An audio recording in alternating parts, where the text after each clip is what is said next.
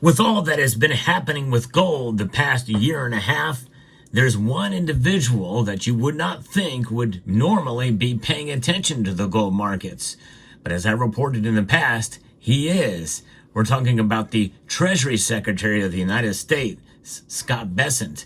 And what is being proposed very well could have a big and dramatic impact on the gold market, already bigger than what we're seeing right now. Let's talk about it as we explore.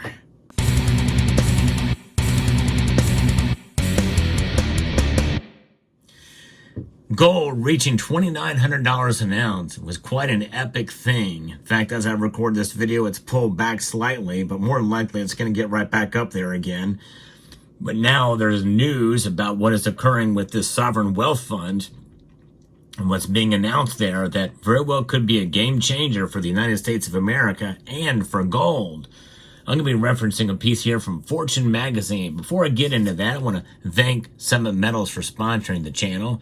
They have some great products and great prices, summitmetals.com. It's never been a better time to be what's known as a gold bug. If you own any gold and you've been seeing these prices go up, you're feeling pretty good right now. Whether investors are bullish on the precious metal as a financial asset because they're skeptical of fiat currency, worried about a broader economic collapse, or have other motivations, the spot price of gold has climbed more than 40% in the past 12 months, doubling the S&P 500's gains during this span.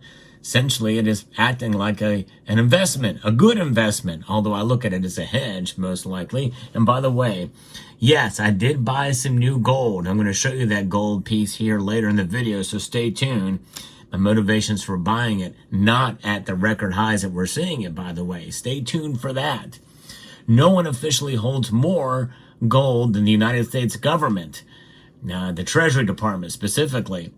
But a simple accounting change could result in roughly a $750 billion windfall on the country's balance sheet. According to the government's financial statements, the U.S. owns about 261.6 million troy ounces, or about 8,133 metric tons of gold. Those reserves are currently valued at a set rate of $42.22 an ounce, or around where the metal's price sat in the early 1970s, producing a book value of $11 billion.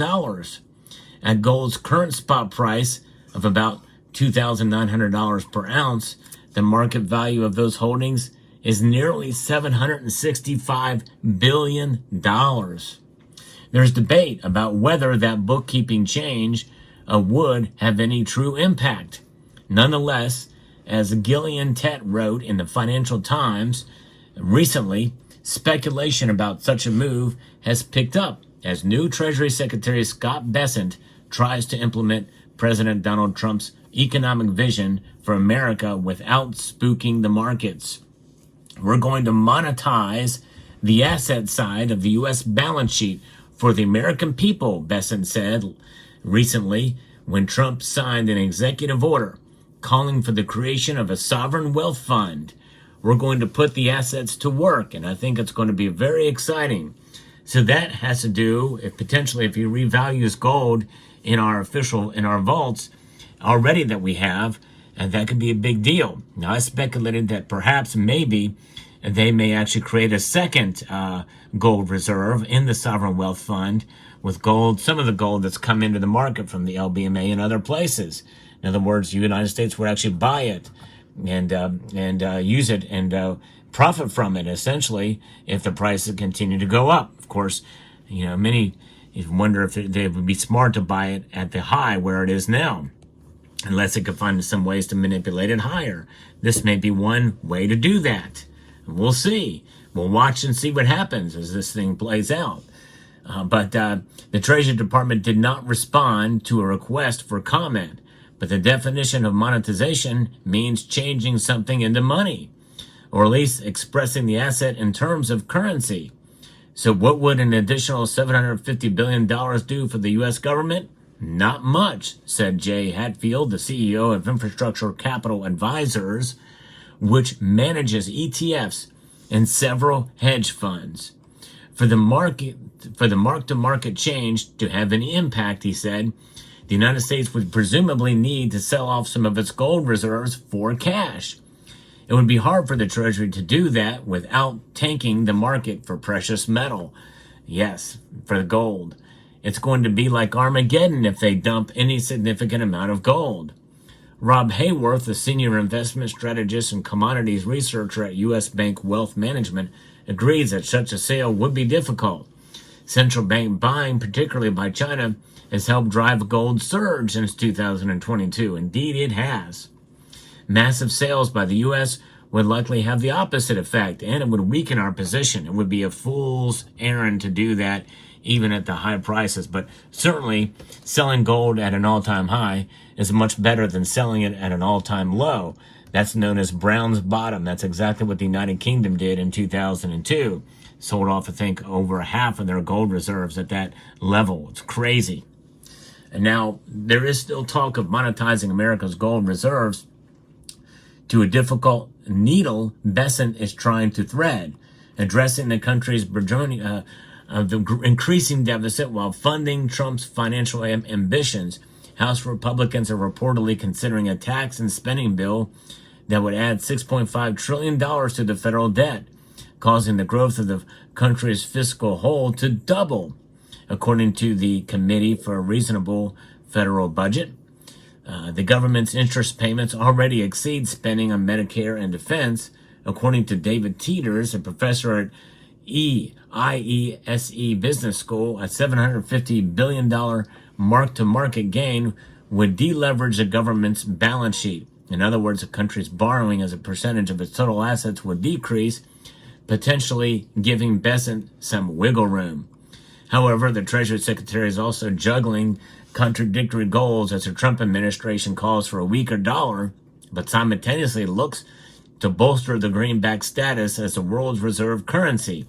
Tariffs, meanwhile, should not help on either front.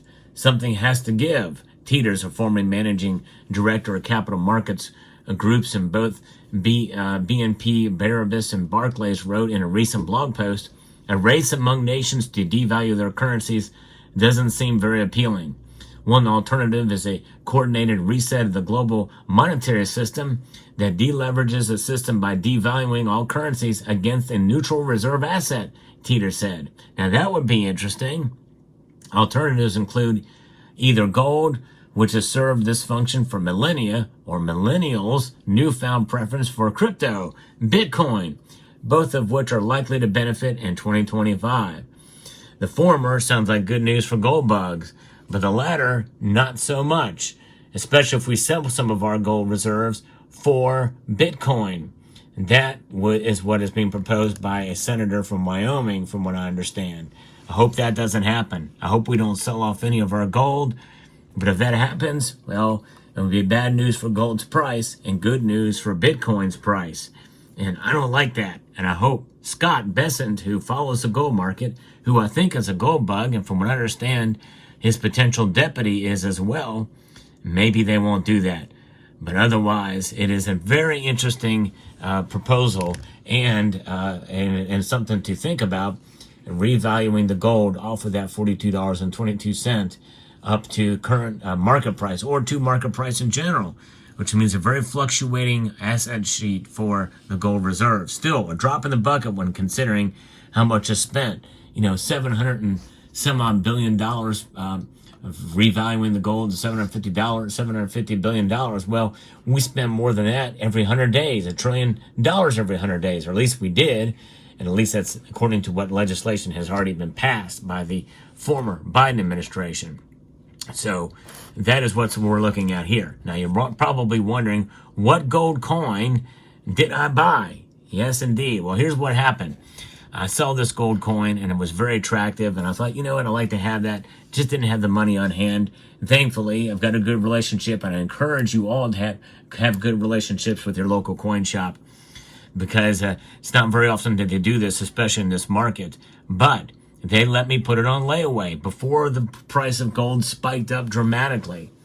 So I did pay a regular premium for it, but by the time I got it out, well, I got a really good deal on it. It's a 10th ounce of gold, and here it is.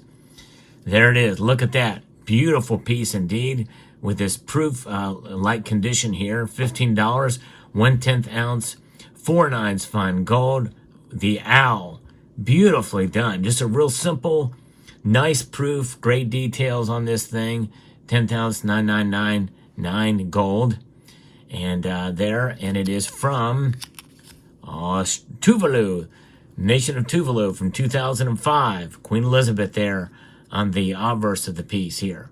So adding another 1/10 of an ounce of gold to the stack here, and paid $320 for it. So there you have it. So another addition. Thought I'd show the community here. Let me know what you thought about this. But with gold now right around $2,900, kind of glad I put this thing on layaway when I did. Let me know what your thoughts are about gold and about what Besant's move could possibly be as we watch what happens.